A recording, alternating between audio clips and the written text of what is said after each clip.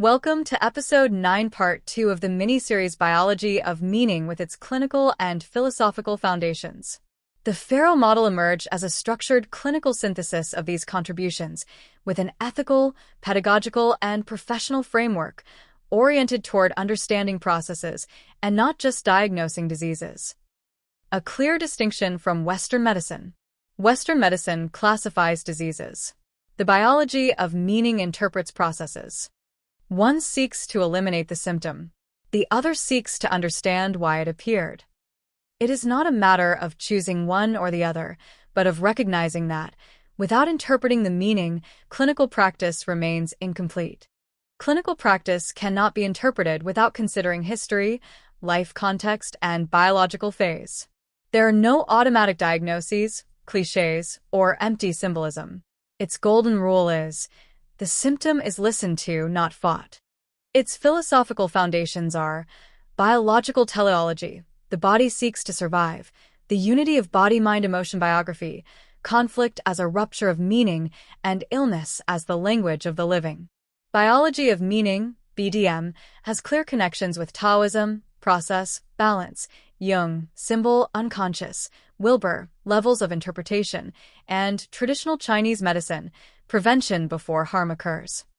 BDM did not emerge in isolation.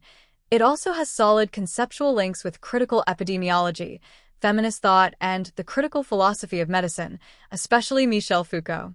It also connects with Jamie Brella's critical epidemiology. They share a common axis. Illness is not only biological, but also historical, social, and political. Critical epidemiology questions biomedical reductionism, linear causality, and the neutrality of medicine. BDM questions illness as chance or error, the symptom isolated from its context, and the body as a machine. Both have strong points of convergence because the body expresses individual conflicts that are inscribed within social conditions. Pharaoh can legitimately say, biological conflict is also an embodied social conflict. It bridges the gap with critical feminisms in health. It shares common ground with BDS in its critique of the medicalization of the body, especially the female body. It denounces the pathologization of vital processes, menstruation, menopause, childbirth, the silencing of women's pain, and delayed or minimized diagnoses. A key contribution: the body speaks where words have historically been repressed. From a BDS perspective, many symptoms appear where there was an inability to speak, physical and emotional overload, role conflict, and silent sacrifice. Here, illness is not weakness, but an adaptive response to symbolic or structural violence. This connects strongly with traditional Chinese medicine, TCM, producing stagnation and energetic imbalances. Connect with Pharaoh in an ethical reading of suffering. Bridge with Michel Foucault. Foucault contributes the concept of biopower, medicine as a control mechanism, a producer of norms, a classifier of the normal and the pathological. The points of convergence with BDS. Illness is not only a natural phenomenon, but also a construct of knowledge power, a label that organizes behaviors, identities, and treatments. BDS states, the symptom has biological meaning. Foucault would say that the symptom also has political meaning.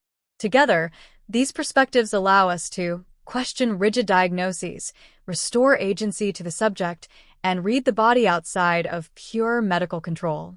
The biology of meaning engages today with contemporary critical currents that challenge biomedical reductionism.